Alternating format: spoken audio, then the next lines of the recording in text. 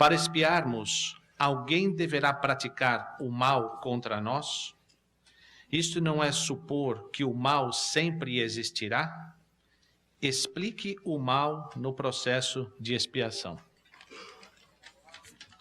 Essa é uma pergunta muito profunda, né? Muito interessante. E ela está no livro Boa Nova.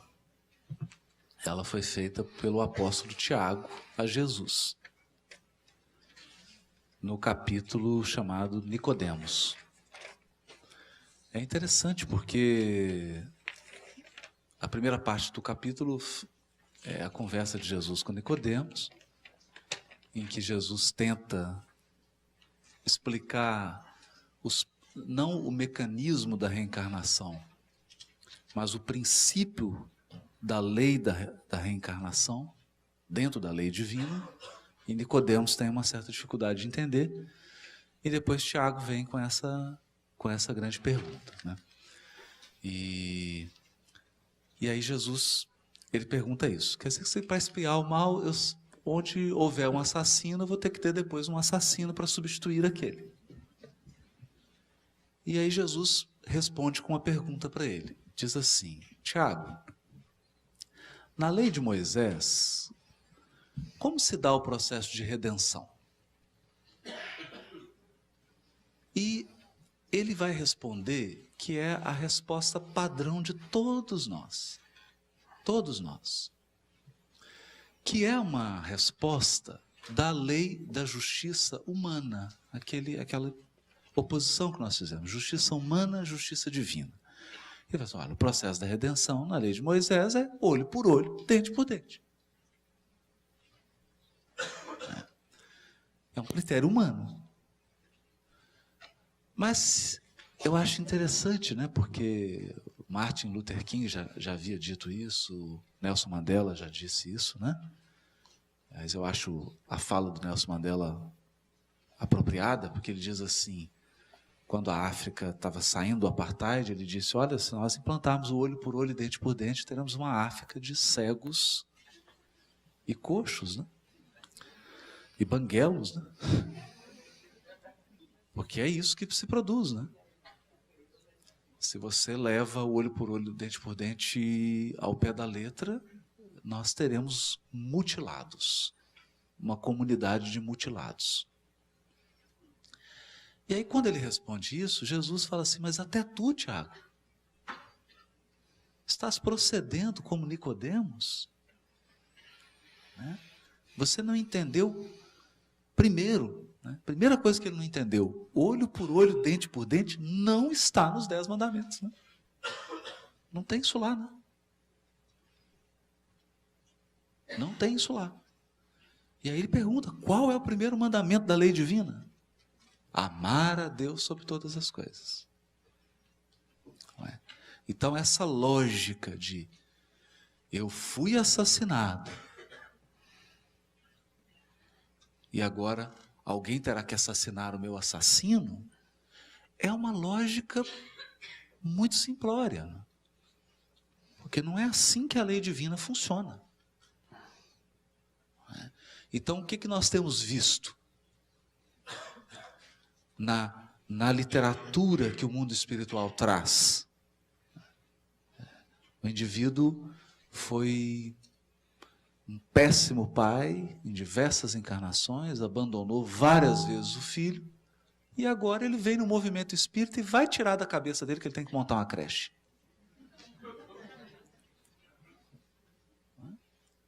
E ele funda uma creche e ajuda centenas de crianças. E aí? Reparou. Então, não necessariamente alguém tem que substituir aquele que cometeu o erro. Mas pode acontecer? Pode. Pode acontecer. Pode, porque isso depende de condições espirituais e psicológicas daquele que resgata. E isso é difícil, porque é feita uma avaliação pelos espíritos que dirigem a evolução, eles fazem uma profunda avaliação do que o indivíduo dá conta. do que é possível. Do que é possível. E às vezes funciona esse mecanismo. Ah, sim, assassinou, é assassinado. Às vezes funciona, mas essa não é a regra. E vou dizer mais. É uma cena que me impressiona muito. Está no livro Memórias de um Suicida, para encerrar. Que é quando o suicida, um dos suicidas do livro, tem a oportunidade de reencarnar. E quando ele vai reencarnar, os técnicos da espiritualidade que estão conduzindo o processo projetam tudo para ele ter um corpo perfeito. Eles fizeram um planejamento de que ele iria passar pela experiência de reparar o suicídio, etc., mas não seria vindo com o corpo mutilado. Mas aí, incrível, ele não dá conta. Ele não consegue. E a sua estrutura espiritual acaba interferindo no processo e ele nasce com um problema orgânico. Então, dá para a gente pensar nisso, né? O que eu acho, para encerrar, o que a gente não pode esquecer é que Deus não fez um programa de computador para gerenciar resgate. Sabe aqueles do banco? Você fala assim, mas eu queria mudar isso, mas o sistema não permite. O sistema não permite. Aqui você não pode alterar, porque o contrato é de adesão, o contrato é padrão, não pode mudar a cláusula. Não existe isso. Há uma infinita inteligência e há um infinito amor no comando. Então isso significa que há infinitas possibilidades para cada caso individual. Infinitas possibilidades. E elas serão sempre do supremo amor e da suprema sabedoria. Como o centro espírita deve apresentar Jesus nas aulas de evangelização, conforme se encontra em O Livro dos Espíritos, na questão 625 da referida obra, Allan Kardec pergunta às entidades venerandas: qual o ser mais perfeito que Deus nos ofereceu para servir-nos de modelo e guia? E os espíritos deram a mais curta resposta da filosofia universal: Jesus. Sendo Jesus o espírito mais perfeito que Deus nos deu para servir-nos de modelo e guia, é claro que ele é o responsável pelo nosso planeta. Ele é o autor da vida em nosso planeta. É o construtor do nosso planeta. Quando da imensa nebulosa de gases foi retirada aquela porção que mais tarde seria a Terra, ele foi convidado para encarregar-se da evolução do que seria esse planeta no futuro. E através de Chico Xavier, Emmanuel, no admirável livro A Caminho da Luz, faz uma história desde esse momento, quando fascículos de luz caíram sobre aquela massa inerme, com muitas convulsões de substâncias químicas, alto teor de temperatura, até condensar-se no planeta que nós conhecemos. Jesus permanece como o espírito mais nobre que jamais esteve conosco. Cabe-nos, portanto, trazê-lo de volta à evangelização. Se nos dermos conta, Allan Kardec foi profundamente cristão. Ao examinar a mediunidade, ele diz que a mediunidade deve ser exercida santamente. É uma expressão muito profunda e a nossa conduta está muito bem exarada no capítulo do Evangelho que fala a respeito de o homem de bem. A expressão era genérica de homem e mulher à época. Então, nós deveremos infundir na criança, desde agora, este conceito de altíssima responsabilidade, para que Jesus seja o seu modelo, o seu guia. Muitas vezes encontramos pessoas que dizem: eu me decepcionei com fulano, com Beltrano, ou me decepcionei com tal ou qual doutrina. É um enfoque equivocado. Nós não podemos colocar sobre pessoas o nosso conceito de perfectibilidade. Não deveremos transferir para outrem aquilo que não somos capazes de viver e esperar que o outro seja um modelo para nós. Todos somos aprendizes. O modelo é Jesus. Oportunamente um jovem acercou-se-lhe e disse-lhe: bom mestre, ao que ele redarguiu: a ninguém chames de bom. Bom somente ao Pai. Mestre, sim, eu sou. Foi o único título que ele aceitou. O mestre aí não tem um sentido pedagógico exclusivo, tem um sentido de sábio. É a perfeição relativa. Então todos nós aspiramos por essa perfeição. É natural que nas aulas de evangelização espírita ele tenha prioridade e seja traduzido de acordo com a mente infantil. A Federação Espírita Brasileira e outras instituições dispõem de programas muito bem adaptados à mente infanto-juvenil, tanto do ponto de vista metodológico, psicológico, pedagógico, sociológico. Cabe-nos, portanto, não apenas na evangelização, mas também no nosso lar, tratarmos Jesus com respeito e a alta consideração que ele nos merece. Se nos lembrarmos de Ernesto Renan, que era absolutamente ateu, ele no século XIX, membro da Academia Francesa, escritor emérito, jornalista, linguista, ele leu o Evangelho em grego para poder escrever a respeito de Jesus em 3 tomos. E depois um 4º livro a respeito dos apóstolos. Teve a ocasião de definir Jesus da seguinte maneira: Jesus foi tão grande que não coube na história da humanidade. Dividiu a história.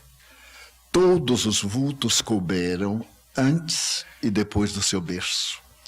Então isso basta para dar ideia da magnitude desse ser singular, que transcende tudo quanto imaginamos.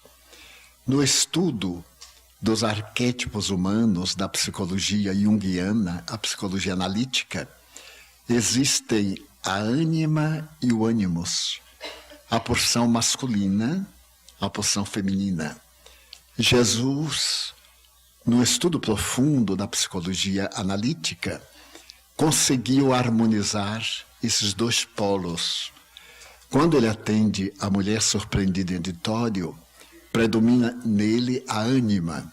Não é um homem que está atendendo aquela mulher, é uma mãe. Ninguém te condenou, tampouco eu te condeno. Vai e não tornes a pecar. Os maliciosos dizem que ele concordou com o erro, porque essa gente não sabe ler. Ninguém te condenou, também eu não condeno. O que não quer dizer que eu concordo. Eu apenas não condeno, não julgo. Desconheço os motivos pelos quais ela se equivocou. Agora que tu sabes, não repitas mais. Então é uma mãe.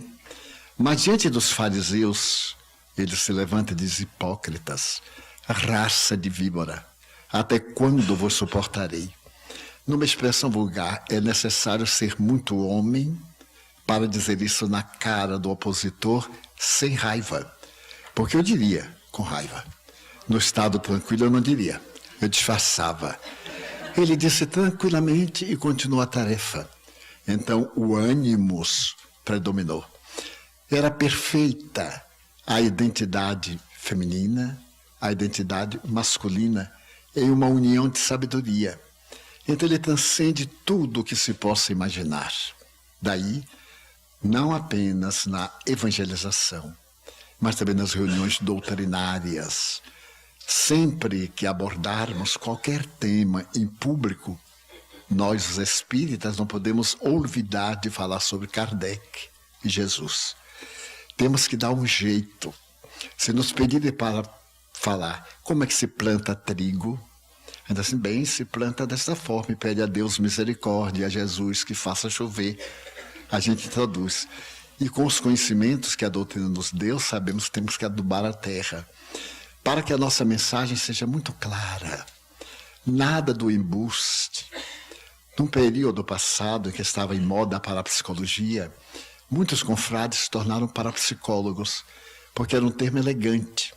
E no passado, quando ser espírita era muito difícil, a pessoa dizia, sou espiritualista, mas o judeu também é espiritualista. E Kardec fez a perfeita separação entre espiritualista e espiritista. Quando ele aborda, as pessoas eram espiritualistas. A partir dele, alguns espiritualistas tornaram-se espiritistas. O espiritualista crê em Deus, na imortalidade da alma, na justiça divina. O espírita, além disso, crê também na reencarnação, na comunicabilidade dos espíritos, na habitabilidade dos mundos que formam as galáxias. Então, há uma sutil diferença. Nós deveremos, portanto, definir muito bem a nossa maneira de acreditar, logicamente, colocando Jesus em primeiro plano. Kardec, até hoje não superado com o avanço das ciências. Portanto, vale a pena que nós, de cedo, incutamos no espírito de quem nos ouve, criança, jovem, adulto, idoso, a grande realidade que é Jesus Cristo. A próxima pergunta é para o Haroldo. Como podemos colaborar com a justiça divina para o nosso próprio crescimento espiritual? O Daniel, na exposição dele, falou uma coisa interessante sobre o processo da morte, de passar. Entender.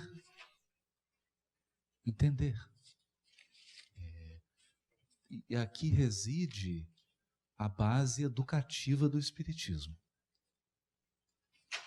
Porque a humanidade atingiu um estágio de amadurecimento intelectual, científico e espiritual em que não basta mais obedecer, nós precisamos compreender o processo. E o Espiritismo traz esses elementos para que a gente possa compreender os fundamentos da justiça divina. Porque, dizendo de uma maneira bem simples, o objetivo da justiça divina, ele é muito simples. Sendo Deus um e Pai de todos, Criador de todos, todos devem estar bem. Tem que estar bom para todo mundo. Então, se eu construo um projeto de felicidade em que só eu sou feliz, em detrimento do outro, esse projeto não vai ser homologado pela lei divina. Ele vai ter problemas de aprovação ou de execução. Então eu preciso construir um projeto de felicidade que respeite esse princípio magno que é: eu só sou feliz quando a minha felicidade promove a felicidade e quando ela não se fundamenta na infelicidade do outro.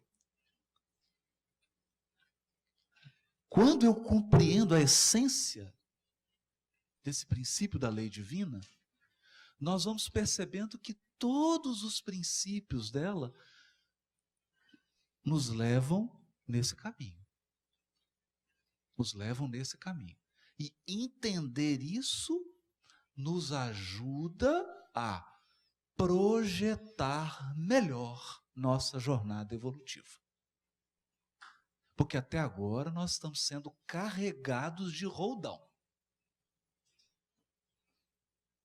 A gente vai para lá, não sabe nem meio direito o que aconteceu, e aí se choca, volta para cá, então fica um barco que não tem um plano de navegação. Com a bênção do Espiritismo nas mãos, e do Evangelho nas mãos, nós temos condição de traçar uma rota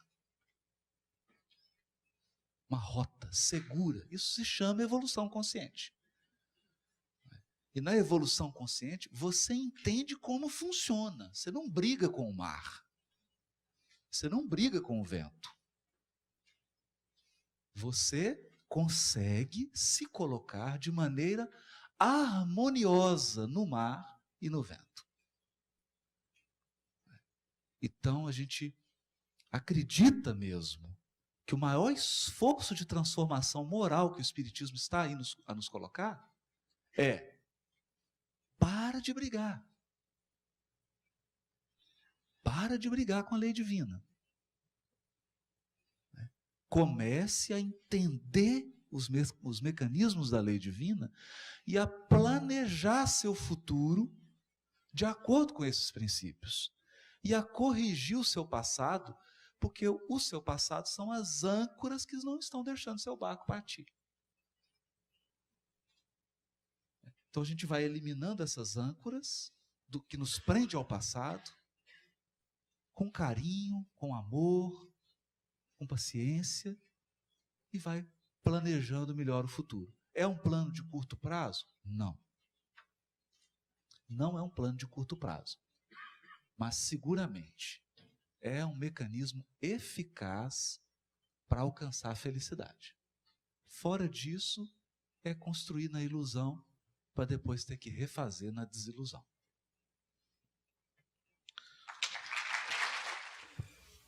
Gostaria de saber se esses espíritos que estão reencarnando com microcefalia são espíritos que fazem parte da falange do terror, que estão tentando implantar no planeta. O que acontecerá com o chefe do terror? Não especificamente. A microcefalia sempre existiu.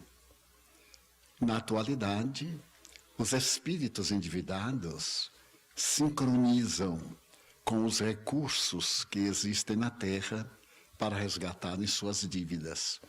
Suicidas, pessoas que cometeram grandes traições, indivíduos que se utilizaram da inteligência para a prática do mal, pessoas execrandas na condição de esquizofrênicos, inimigos sociais, realizadores de crimes seriais, tem um peso atômico específico que sincroniza com determinadas enfermidades deformantes ou degenerativas.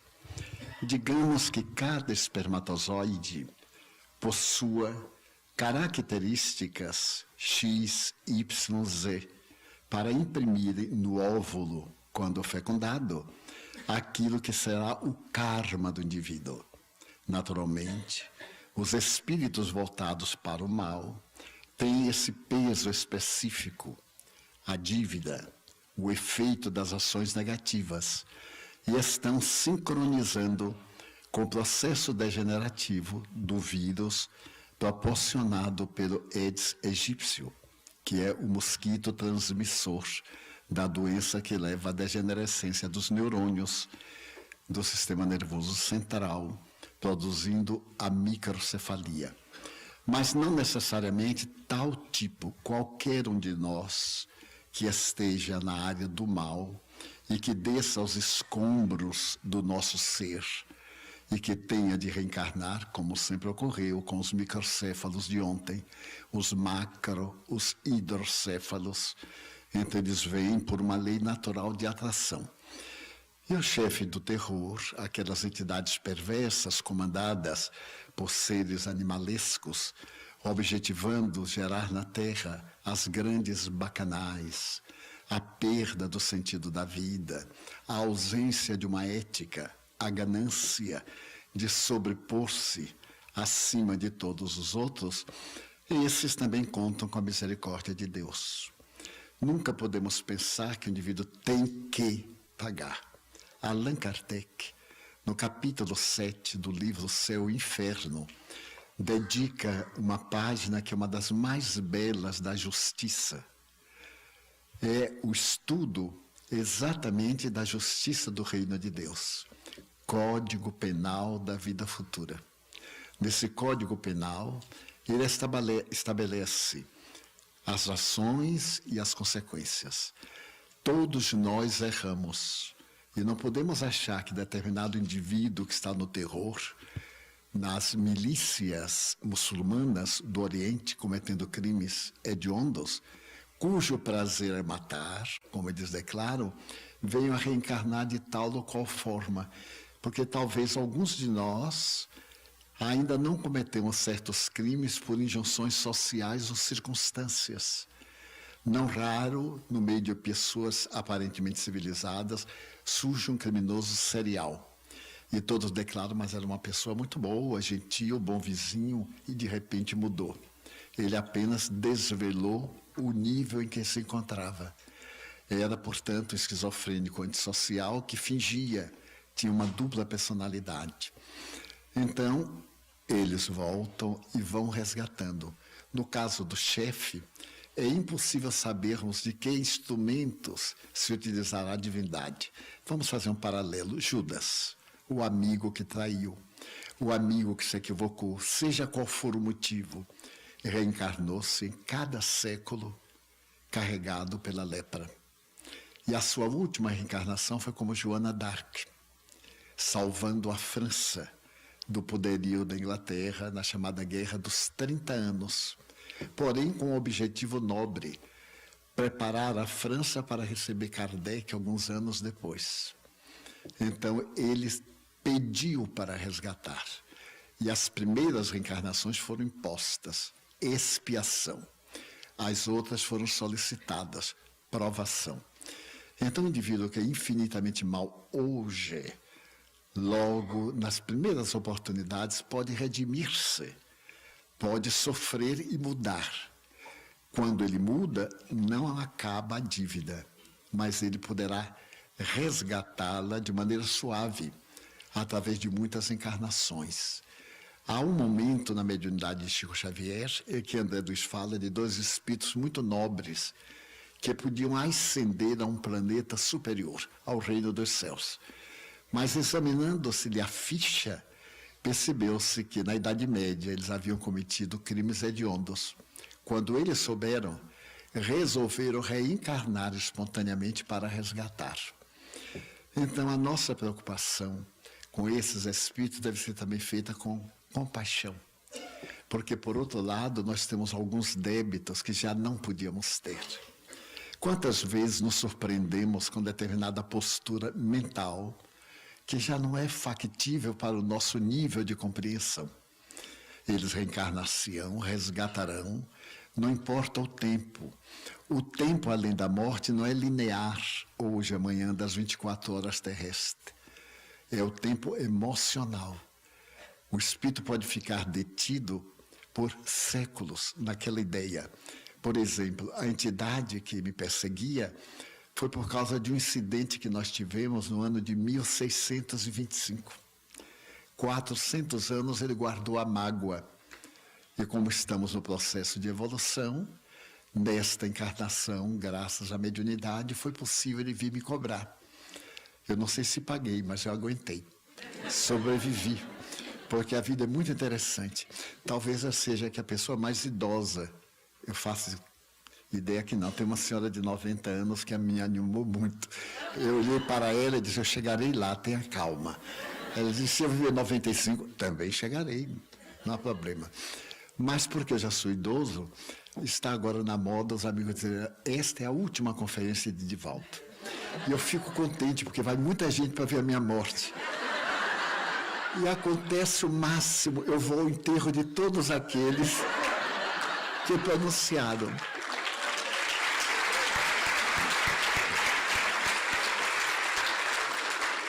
Há 40 anos eu tive um infarto do miocárdio, parada cardíaca, e o médico me deu 20 a 28 dias. Eu fui no enterro dele. Foi uma maravilha, ele morreu de infarto. E eu superei.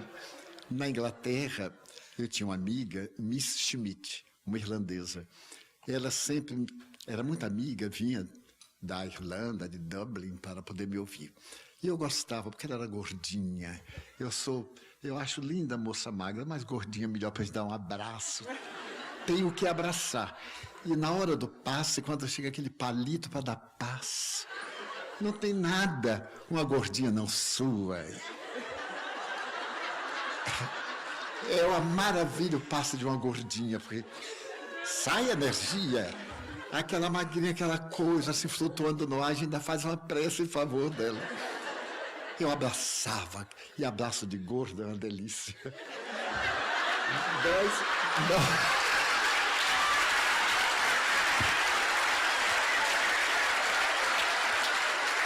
Nós que digamos, hoje quando eu vi este filho espiritual, eu montei no ombro e repousei. Uma felicidade. Pois bem, então, há 3 anos, quando eu terminei a conferência em Londres, ela me deu um abraço chorando, eu fiquei comovido, mas Miss Schmidt, por que você está comovido? Porque é a última vez que eu vou vê-lo. Mas por que a última vez? Porque anunciaram que você ia morrer. Eu notei que o auditório estava superlotado, não sabe o motivo. Eu disse, mas todo mundo vai morrer. Eu disse, não, mas você já está com data marcada. Porque espírita é assim, ele deseja o bem da gente. Já vai resolvendo qualquer problema, por amor. E então eu disse, mas eu acho que não vou morrer agora, eu sou tão saudável. Em todo caso, vá lá, vamos chorar então minha morte. Choramos. No ano seguinte, eu não a vi, mas não me lembrei. No ano posterior, que foi o ano atrasado, eu me recordei da querida amiga. E então eu fui passando lentamente, não a vi. Então eu perguntei à minha tradutora, mas e Miss Schmidt? Morreu, Divaldo. Coitada, ela recebeu a intuição certa com a pessoa errada. Então, a verdade é, eu estive muito doente no mês de maio. Mas, perdoe, está tomando tempo com alguma coisa que não é vida pessoal. Mas são exemplos humanos. Eu recebi uns 200 e-mails me consolando. Vá em paz, você vai ter um bom lugar. Eu achei o máximo. Você tem mérito, já pode morrer. Eu disse, mas eu não estou querendo morrer.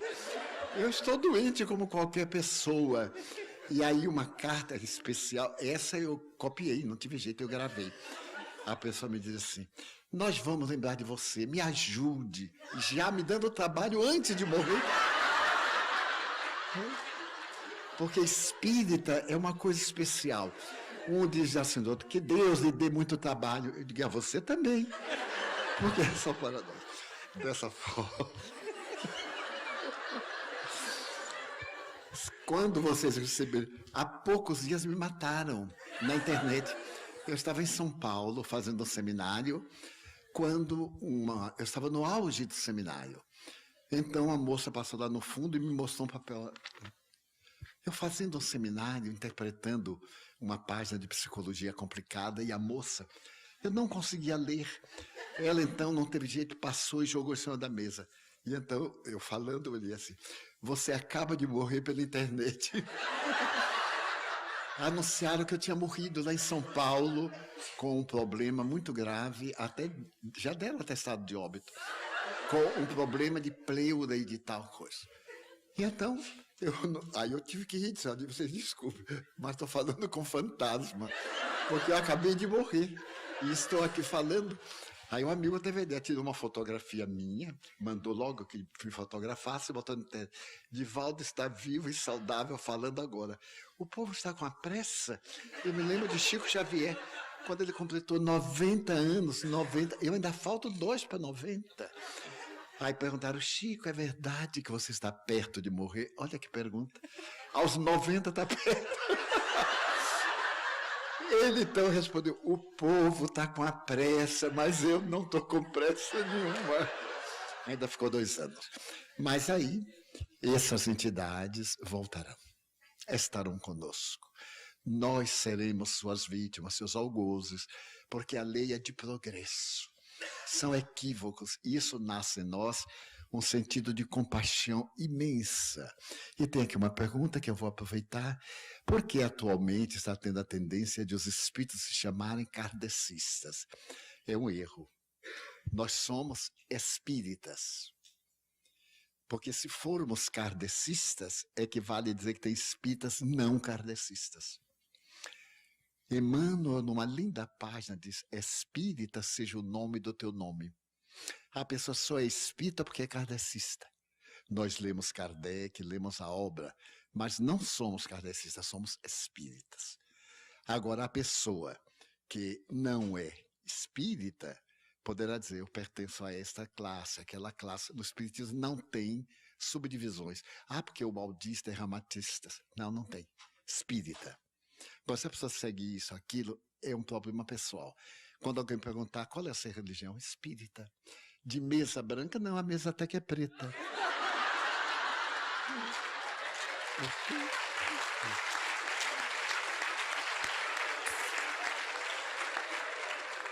O povo arranja coisas incríveis.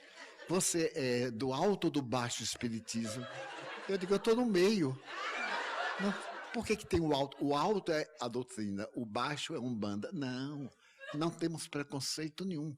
A Umbanda também é um alto movimento espiritualista. O judaísmo, seja o que for. Eu sou apenas espírita. E essas existem. Imagina, eu moro em Salvador, né? Lá o ambiente é um pouquinho agitado. Ele diz assim: mas de que terreiro? Eu digo: não, não é para ver terreiro, é um centro espírita. Ah, sim.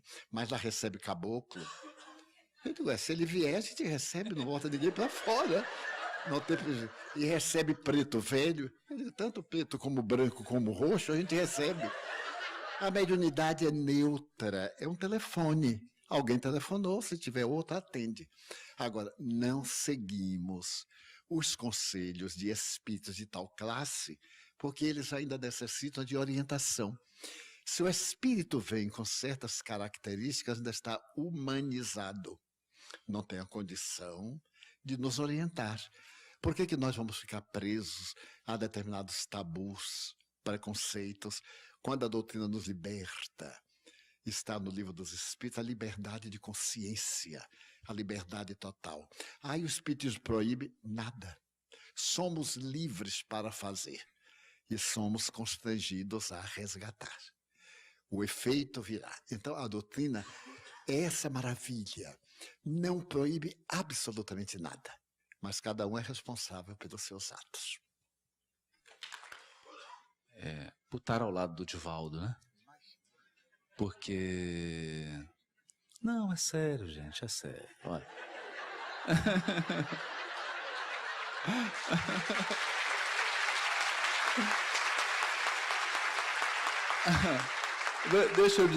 Deixa eu dizer por quê. Quando a gente começa na tarefa da exposição, você vem com boa vontade e um pouquinho de conhecimento ajuda, né? Mas para você permanecer nela, você precisa de algumas condecorações do sofrimento.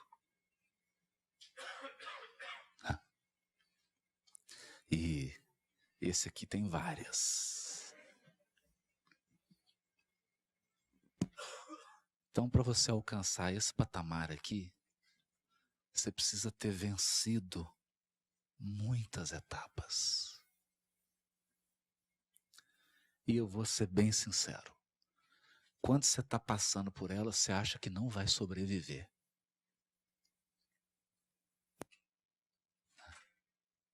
Mas sobrevive, né?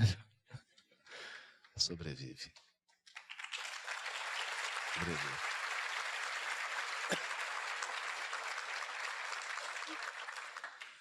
Então, para nós estamos começando, né? Poder contar com essa experiência, poder contar com essa vida.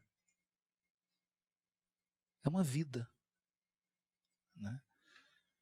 São os presentes do trabalho espiritual. São as bênçãos. Não tem preço. Não tem preço, né? E a gente agradece também a generosidade do Divaldo, né? De estar apoiando nós que estamos começando, né? Estamos começando a trilhar o caminho. Porque isso revela o senso de responsabilidade dele enquanto missionário, de também deixar o campo para que outros possam dar continuidade até que ele volte, né? A gente vai cuidando aqui. A gente vai segurando aqui mais ou menos, mas não demora, né?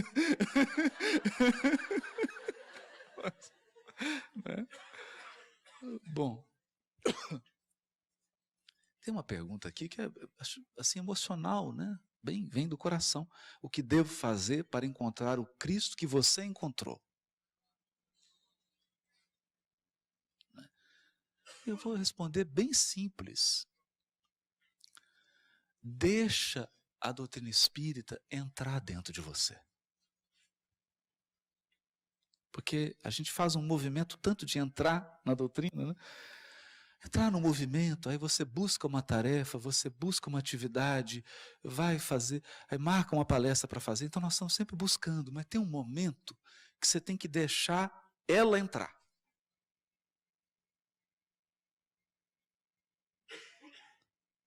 Quando ela entra, aí compreenderás a dor que te ilumina sob a mensagem pura e peregrina da voz de Deus em luz de redenção. É isso. Aí nós vamos entender o aspecto consolador do Espiritismo, o aspecto esclarecedor do Espiritismo. Ele entra, aí a gente encontra esse Jesus. Dinâmico, né? Hoje eu vejo Jesus dinâmico, eu vejo ele aqui. Ele não precisa estar aqui fisicamente. A sua irradiação é tão portentosa que ele está aqui. E a gente sente ele se comunicando, dizendo o que ele sempre diz, que é o que está no Evangelho. Ele não vai dizer algo diferente do que já está lá registrado. Então, abrir o coração. Abrir o coração.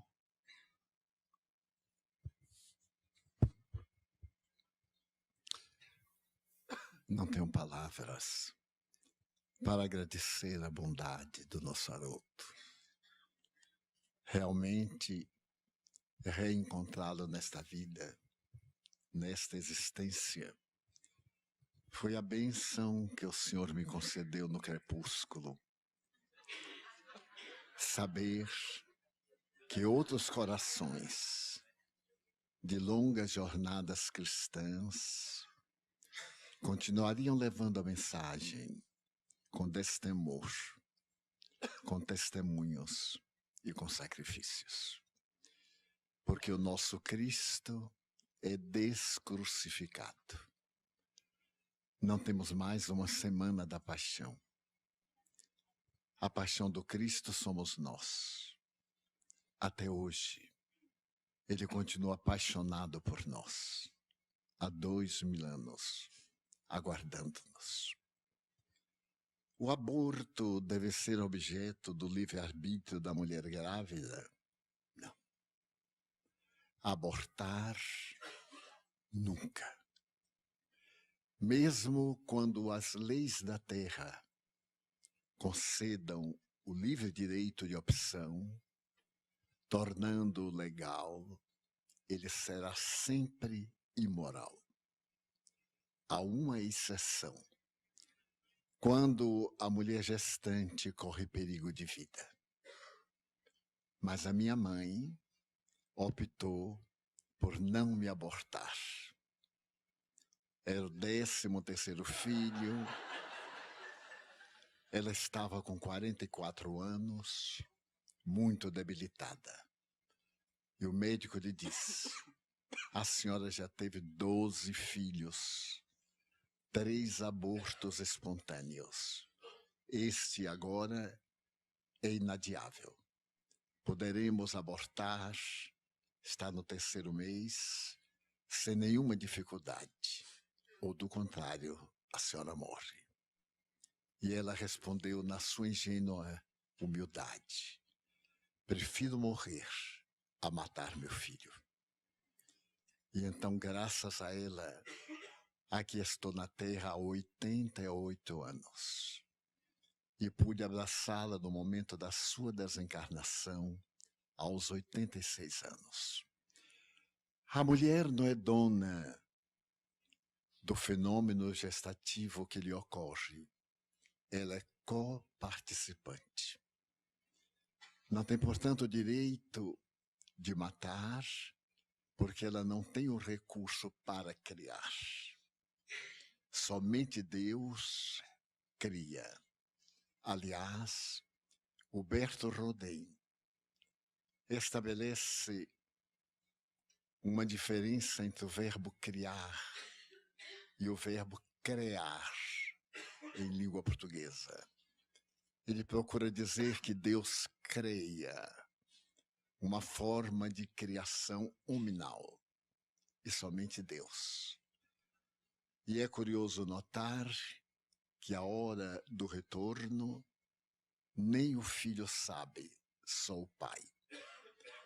Então, tenhamos em mente, havendo hoje tantos recursos para impedir a gestação, concessão divina à ciência para evitar cairmos no abismo do infanticídio, não se justifica que a pessoa facilite, venha a conceber por precipitação e, como quem se descarta de um objeto desagradável, assassina o corpo de alguém que vem em tarefa específica de reabilitação, de conquista, de alteração para melhor.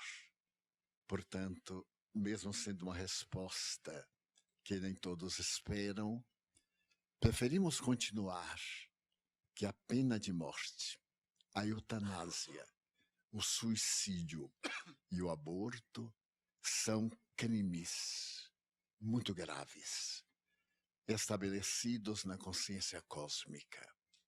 E deveremos pensar muito antes da coabitação, para não nos vermos constrangidos à eliminação. Mas, se por acaso, por uma outra circunstância, delinquimos, matamos ontem porque não sabíamos ou a situação era muito grave, não seremos punidos, porque Deus é amor. E na lei de amor está a misericórdia. Ele nos dá a chance de nos reabilitarmos. Então procuremos reabilitar-nos do delito grave, sem dúvida, mas que tem, de acordo com a sua significação, atenuantes, que somente Deus sabe. Matar, nunca.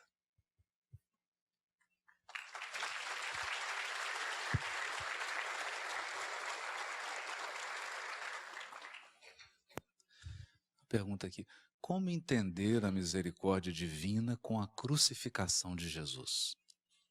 Nunca entendi por que Jesus teve que morrer para nos salvar.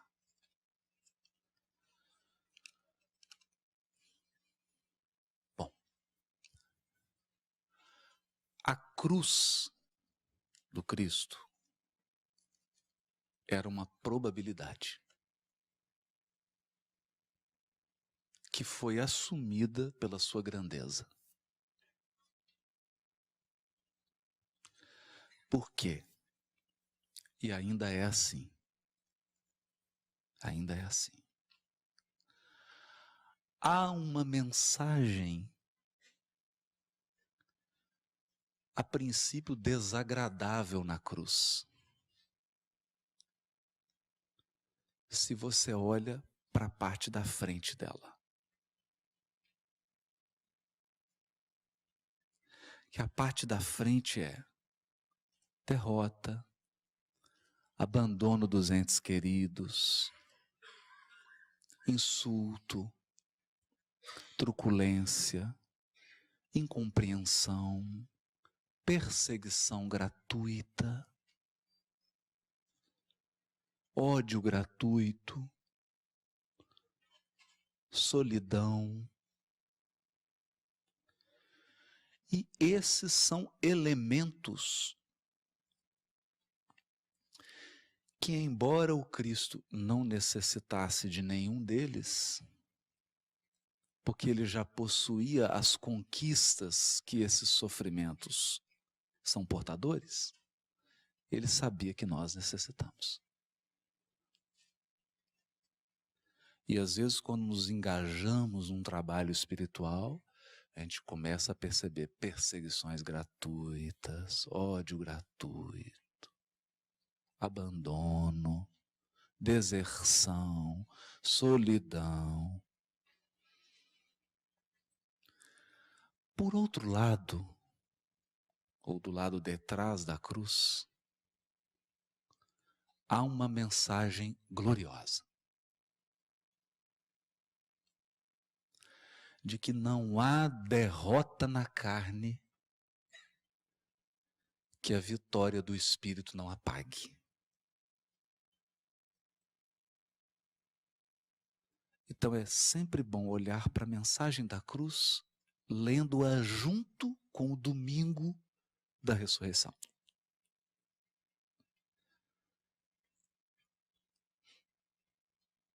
O domingo da ressurreição.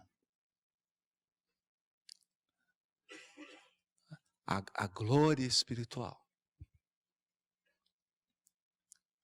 As conquistas espirituais representam um alvorecer tão pujante que ele ofusca qualquer madrugada.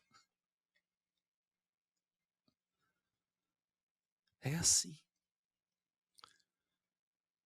Então, quando o Espírito que já se iluminou examina aquelas encarnações dolorosas, aquelas experiências dolorosas pelas quais ele atravessou, as incompreensões, solidão, etc. Todos os elementos da cruz. E quando ele percebe o conteúdo de luz que aquilo despertou nele, ele só tem palavras de bênçãos. Ele só sabe bem dizer. Bem dizer. Então, é importante isso. No livro Psicologia da Gratidão, né? A Joana diz assim: nós precisamos agradecer o bem que nos chega,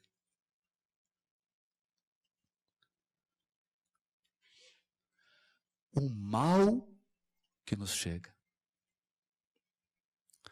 e o mal que é afastado de nós.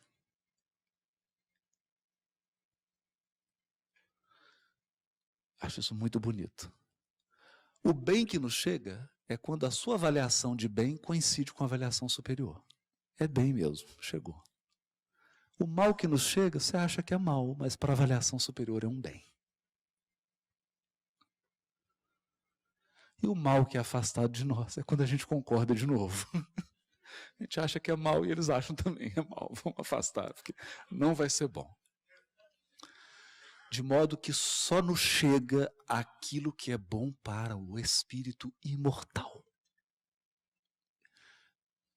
Pode ser muito ruim para o ego. Pode ser muito ruim. Mas é bom para nosso eu profundo. Para o eu profundo. Então, se a gente imagina que Saulo e enxerga o projeto Paulo, Jesus é muito sincero. Dá até um tremor quando ele diz isso, mas ele é sincero. Ele diz assim: te mostrarei o quanto deves padecer pelo meu nome. Não tem enganação, né? Ele não fala assim: vem meu filho, vou te mostrar uma estrada florida, olha, vai só aplauso. É só café, aplauso, todo mundo, olha, coisa linda, me dá autógrafo, vai ser só coisa boa. Não. Eu vou te mostrar o quanto deves padecer pelo meu nome. Porque a visão do Cristo é do padecimento pedagógico. Que ele sabe que alguém tem que morrer, e esse alguém é o homem velho.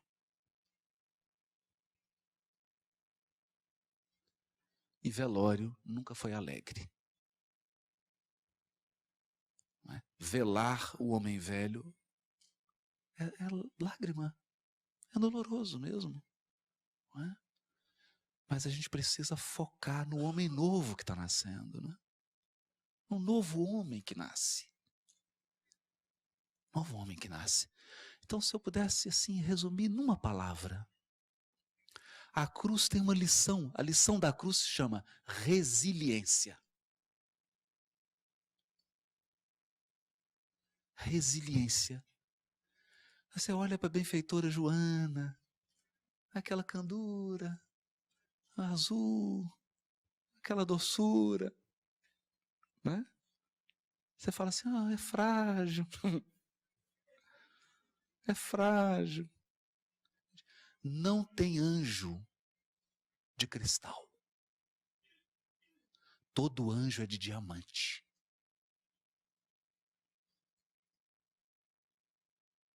Essa fragilidade da Joana, quando estava sendo queimada viva, e viu o filho sendo queimado vivo, e o soldado a insultou, seu Cristo só te ensinou a sofrer? Ela, não, me ensinou a te amar também.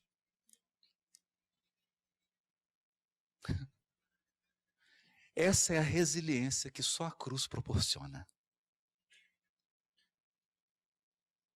Por isso que os arcanjos são de diamante.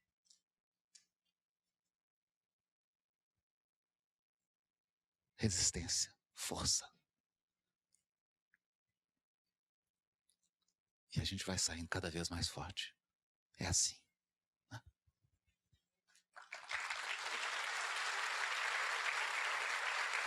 Mais uma pergunta somente e a gente já está quase com o tempo estourado.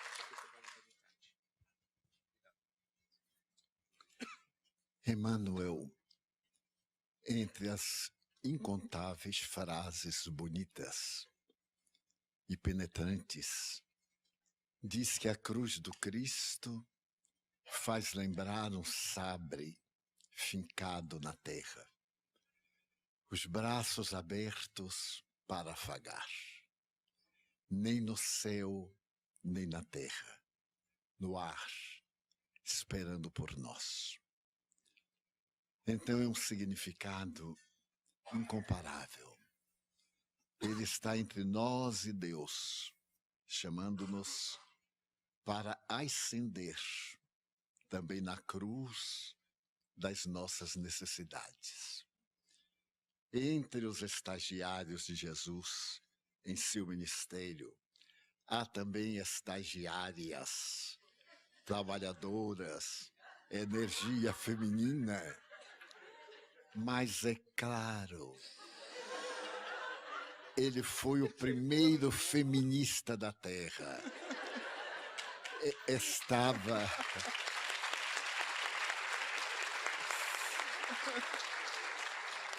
sempre cercado pelas mulheres que o ajudaram enormemente.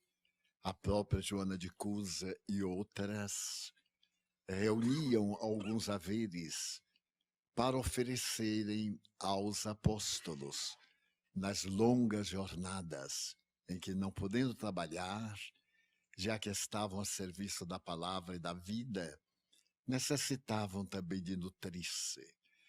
E se nós olharmos o número de mulheres notáveis, ficamos apaixonados pela sua predileção pelas mulheres.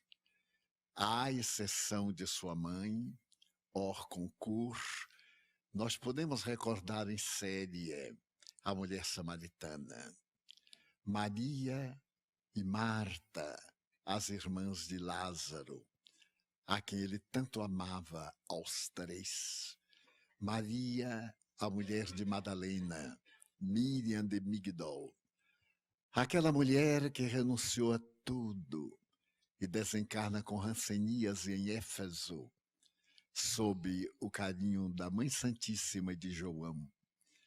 Recordaremos também de Maria de Jerusalém, a mãe de Marcos, que agasalhava na sua casa Maria de Nazaré quando ia a Jerusalém, e naqueles dias tumultuosos do Holocausto, reunindo os discípulos aturdidos, recordamos a Verônica.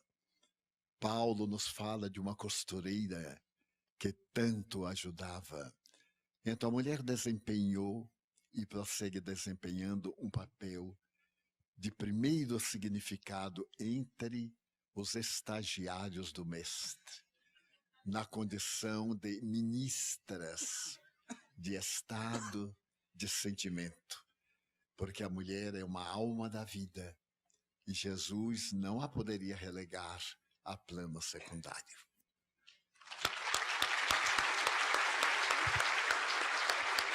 Eu tinha uma amiga, Miss Schmidt, uma irlandesa. Ela sempre era muito amiga, vinha da Irlanda, de Dublin, para poder me ouvir. E eu gostava, porque ela era gordinha. Eu acho linda a moça magra, mas gordinha melhor para gente dar um abraço.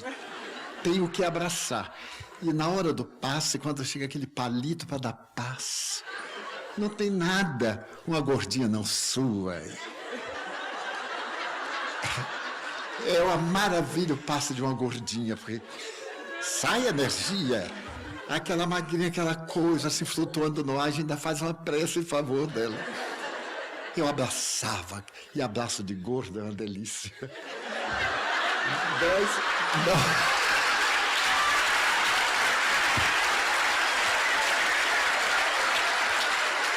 Nós que digamos, hoje quando eu vi este filho espiritual, eu botei no ombro e repousei. Uma felicidade. Pois bem, então, há 3 anos, quando eu terminei a conferência em Londres, ela me deu um abraço chorando, eu fiquei comovido, mas Miss Schmidt, por que você está comovido? Porque é a última vez que eu vou vê-lo. Mas por que a última vez? Porque anunciaram que você ia morrer. Eu notei que o auditório estava superlotado, não sabe o motivo. Eu disse, mas todo mundo vai morrer. Eu disse, não, mas você já está com data marcada. Porque espírita é assim, ele deseja o bem da gente. Já vai resolvendo qualquer problema, por amor. E então eu disse, mas eu acho que não vou morrer agora, eu sou tão saudável. Em todo caso, vai lá, vamos chorar então minha morte. Choramos. No ano seguinte, eu não a vi, mas não me lembrei. No ano posterior, que foi o ano atrasado, eu me recordei da querida amiga. E então eu fui passando lentamente, não a vi. Então eu perguntei à minha tradutora, mas e Miss Schmidt? Morreu, Divaldo. Coitada, ela recebeu a intuição certa com a pessoa errada. Então, a verdade é, eu estive muito doente no mês de maio. Mas, perdoe, está tomando tempo com alguma coisa que não é vida pessoal. Mas são exemplos humanos. Eu recebi uns 200 e-mails me consolando. Vá em paz, você vai ter um bom lugar. Eu achei o máximo. Você tem mérito, já pode morrer. Eu disse, mas eu não estou querendo morrer. Eu estou doente como qualquer pessoa. E aí uma carta especial, essa eu copiei, não tive jeito, eu gravei. A pessoa me diz assim, nós vamos lembrar de você, me ajude, já me dando trabalho antes de morrer. Porque espírita é uma coisa especial.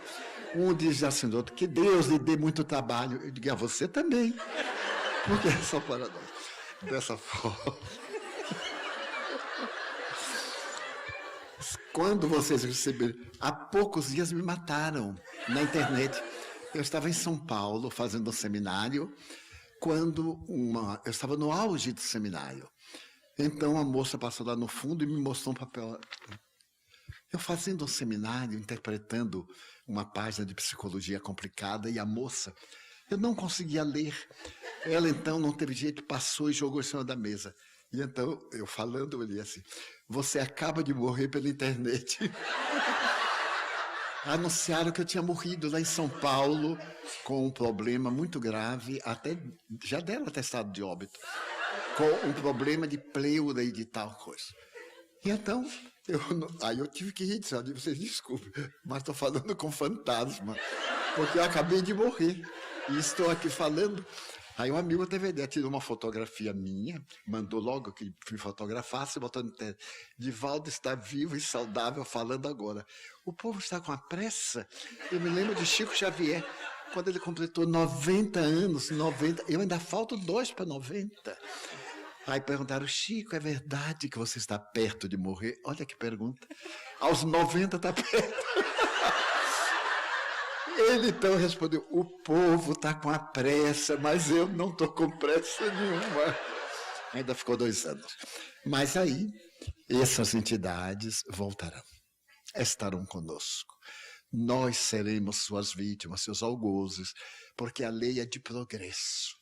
São equívocos, e isso nasce em nós um sentido de compaixão imensa. E tem aqui uma pergunta que eu vou aproveitar. Por que atualmente está tendo a tendência de os espíritos se chamarem kardecistas? É um erro. Nós somos espíritas. Porque se formos kardecistas, equivale a dizer que tem espíritas não kardecistas. Emmanuel, numa linda página, diz, espírita seja o nome do teu nome. A pessoa só é espírita porque é kardecista. Nós lemos Kardec, lemos a obra, mas não somos kardecistas, somos espíritas.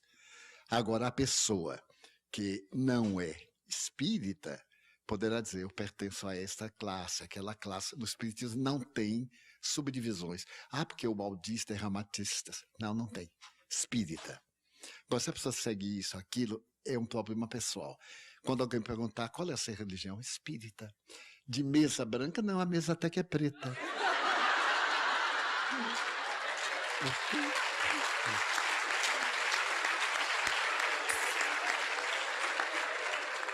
O povo arranja coisas incríveis.